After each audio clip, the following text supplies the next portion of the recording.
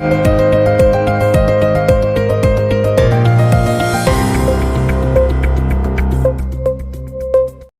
শোকা বিশ্ববিদ্যালয় প্রধান উপদেষ্টাকে সম্মানসূচক ডক্টরেট ডিগ্রি প্রদান করেছে। বিএনপির প্রতিষ্ঠাতা শহীদ রাষ্ট্রপতি জিয়াউর রহমানের ৪৪তম মৃত্যুবার্ষিকীতে তার মাজারে ফুল দিয়ে শ্রদ্ধা জানিয়েছেন দলটির নেতাকর্মীরা। জামায়াত কাদা ছোড়াছুড়ির রাজনীতি করবে না বলে জানিয়েছেন এটিএম আজাহার। এবার কুমিল্লায় আগ্নেয়াস্ত্রসহ যুবলীগের সন্ত্রাসী মাসুদ গ্রেফতার। ঐক্য গড়তে সব ইসলামী দলের প্রতি ব্রিটেনের ওলামায়ে কেরামের আহ্বান। সারা দেশে শহীদ জিয়ার ৪৪তম শাহাদাত বার্ষিকী পালিত হয়েছে। আওয়ামী লীগের সবচেয়ে বড় দোসর জাতীয় পার্টি, বলেছেন সারজিদ।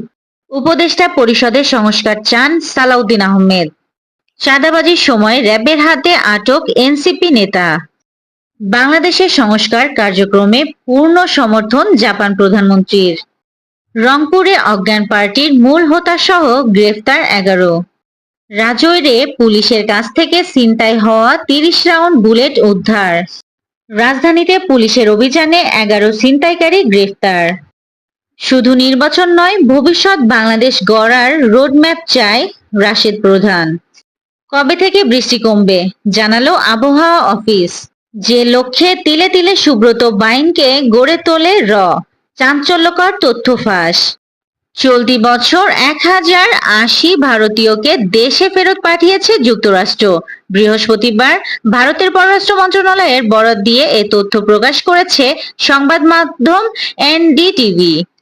নতুন যুদ্ধবিরতি প্রস্তাবে রাজি নয় হামাস। এবার আমিরাতে পর্যটন ভিসায় গিয়ে ভিক্ষা। গ্রেপ্তার ৪১ জন। এই প্রথম অবৈধ হজ যাত্রীদের জন্য আশ্রয়কেন্দ্র খুলছে সৌদি আরব। অবশেষে গুঞ্জনই সত্যি প্রমাণিত হলো। বাংলাদেশ ক্রিকেট বোর্ডের বিসিবি সভাপতি পদে দায়িত্ব নিলেন সাবেক ক্রিকেটার আমিনুল ইসলাম বুলবুল। এবার আইপিএল ব্যাটিংয়ে ১৬ বছর বয়সী ছেলে খোয়ালো ৫০,০০০ রুপি। বাবার প্রশ্ন, বিসিসিআই কি করে? সাকিবের বাংলাদেশ দলে ফেরার সম্ভাবনা নিয়ে যা বললেন নতুন বিসিবি সভাপতি। এই ছিল আজকের শীর্ষ সংবাদ। ছিলাম আমি ইয়াসমিন আক্তার, সুরমা টিভি 24।